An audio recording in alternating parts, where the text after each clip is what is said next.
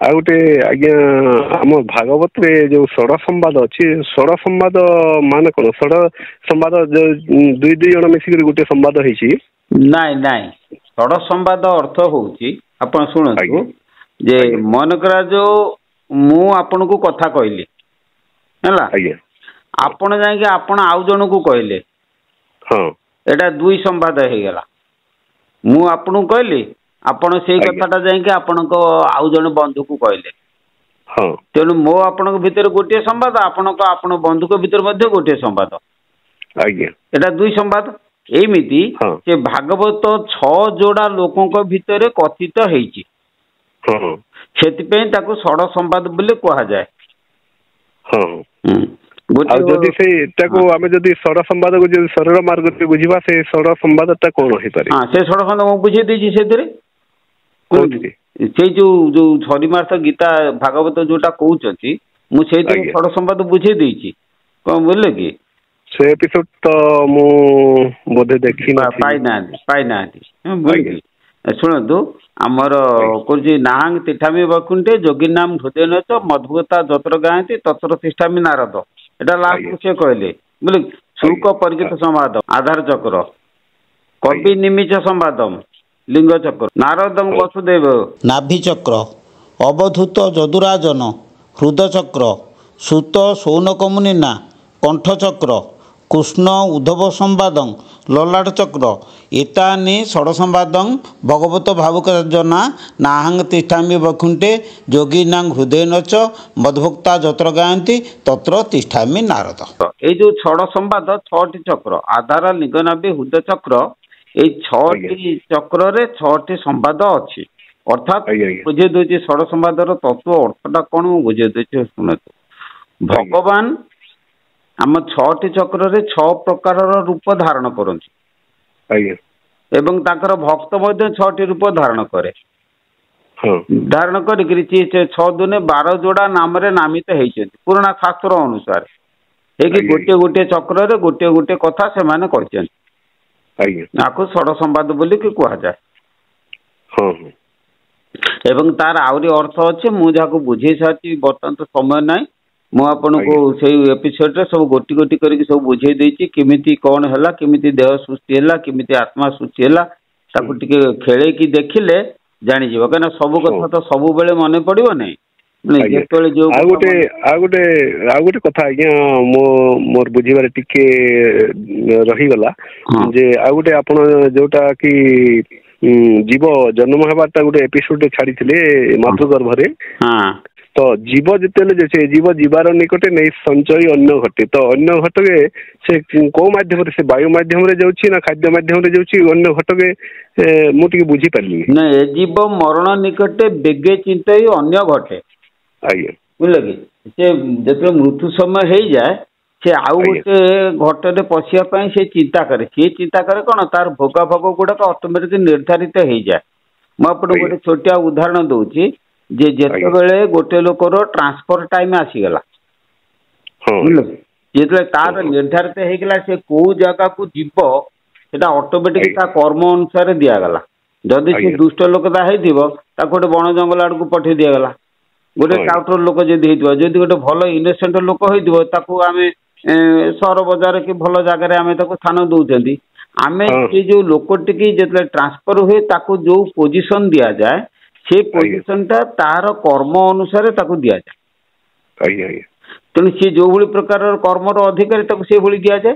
ଜୀବର ହଁ ଯେତେବେଳେ ମୃତ୍ୟୁ ସମୟରେ ସେ ତା ଜୀବନ ସାରା ଯୋଉ ଯୋଉ କର୍ମ କରିଥାଏ, ବା ପୂର୍ବ ଜନ୍ମରୁ ଯୋଉ କର୍ମ କରିଥାଏ, ସେ ଆଜ୍ଞା କର୍ମର ଭୋଗାଭୋଗ ଉପରେ ତାର ଗୋଟେ ରେଜଲ୍ଟ ବାହାରେ। ଅଟୋମେଟିକ ଆଜ୍ଞା ପ୍ରକୃତିରୁ ସେ ତିଆରି ହୁଏ। ସେଇ ଆଜ୍ଞା ରେଜଲ୍ଟ ଅନୁସାରେ ତାକୁ ନିର୍ଣ୍ଣୟ କରାଯାଏ। ସେ ଯେତେବେଳେ ତା ଆତ୍ମାଟା ବାହାରିବ, ସେ କୋଉ ପ୍ରକାର ଜୋନିରେ କି କୋଉଠି ସେ ଅବସ୍ଥାନ କରିବ, ସେଟା ଅଟୋମେଟିକ ଆଜ୍ଞା ତାର ଗୋଟେ ସିଦ୍ଧାନ୍ତ ହେଇଯାଏ। ନାଇଁ, ମୁଁ ସେଇଟା ତ ଆପଣ ଠିକ କହୁଛନ୍ତି ଯେ ଆତ୍ମା ଯେତେବେଳେ ବାହାରି ଯାଉଛି, ଆମ ଶରୀର ଭିତରୁ ଆତ୍ମା ଯେତେବେଳେ ପଦାକୁ ବାହାରି ଯାଉଛି, ସେଇ ସମୟରେ ଯେତେବେଳେ ଆଉ ଗୋଟେ ଜୀବ ସୃଷ୍ଟି ହେବା ପାଇଁ ଯାଉଛି, ଆଉ ଗୋଟେ ଭ୍ରୂଣ ତିଆରି ହେବା ପାଇଁ ଯାଉଛି, ସେ ପିତାର ତ ଯୋଉଟା କି ଧାତୁ ମାଧ୍ୟମରେ ସେ ଯାଉଛି ନା କଣ? ନାଇଁ ନାଇଁ, ଆପଣ ତାହେଲେ ବୁଝୁଛନ୍ତି ଟିକେ ଓଲଟା। ମୁଁ ଆଜ୍ଞା କହିଦଉଛି ଟିକେ ଶୁଣନ୍ତୁ, ହଁ ଯେ ଯୋଉ ଭ୍ରୂଣ ଯୋଉଟା ହଉଛି ମାତୃ ଗର୍ଭରେ, बुझे सेटा पितामाता शरीर अनुसार होउची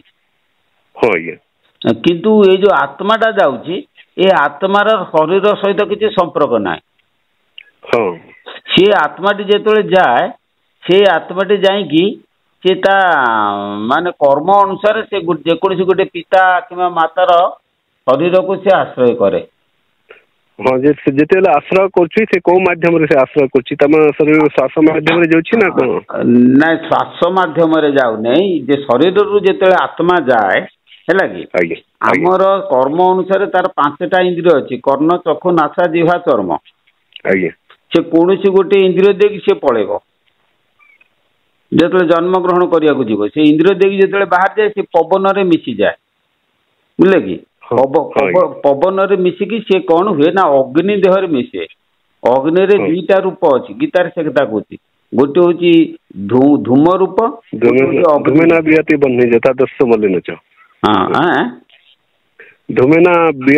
यथा आदर्श मलिन गोटे श्लोक से श्लोकर अर्थ ये एटा हूँ अग्निर्ज्योति रह शुक्ल षण्मासा उत्तरायणम तत्र प्रयाता गच्छन्ति ब्रह्म ब्रह्म विदो जना धूमरा तथा कृष्ण षण्मासा दक्षिणायनम तत्र चंद्रमा ज्योति जोगी प्राप्य वर्तते तेणु अक्षर ब्रह्म जोग से अक्षर ब्रह्म जोग अच्छी तेणु कथा हूँ कर्म नहीं से पवन जाकि से राति जीव कि दिन जीव तार सिद्धांत हो जाता कर्म नहीं से अनुसार से कौन करे ना गति करे गति कला ब्रह्म मार्ग जीव तो भल आ पुनर गति नाई जदि ब्रह्म मार्ग को न गला से जन्म हम जन्म हेले कौटी ना 2टा मार्ग रे जन्म हम गोटे पुण्य मार्ग गोटे भोग मार्ग गोटे पुण्य मार्ग तेणु पुण्यात्मा हो पुण्य मार्ग रे गति करके पुण्यशील लोकों कूल जन्म ग्रहण कर जदि पापात्मा हो सेमती सी कौन कर ना दुराचारी लोकों कूल से जन्म ग्रहण कर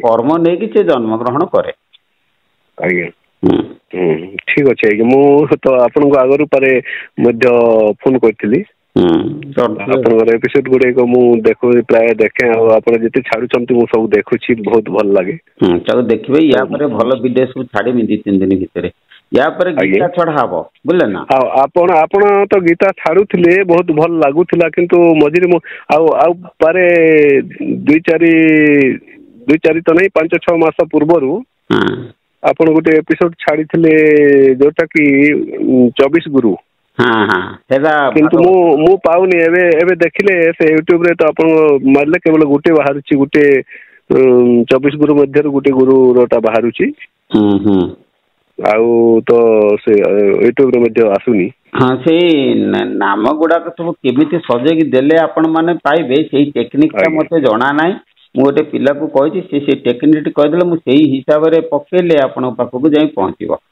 एटा मु करूची चेष्टा चलची कोन करिया जणे लोक एकुटिया चलची सब काम हो रहउची आगे धन्यवाद नमस्कार पहले का तो किछि करि दियंती नै हला गुरु पावर करि दियंती हला सी गुरु तुमको जो कौशल देले बुझे कर्म करवा निज हाथ अनेक पर जगते बुझिपारे ना तेणु निजे जी कर्म कर फल से पाइब है हाँ यही हूँ कथा।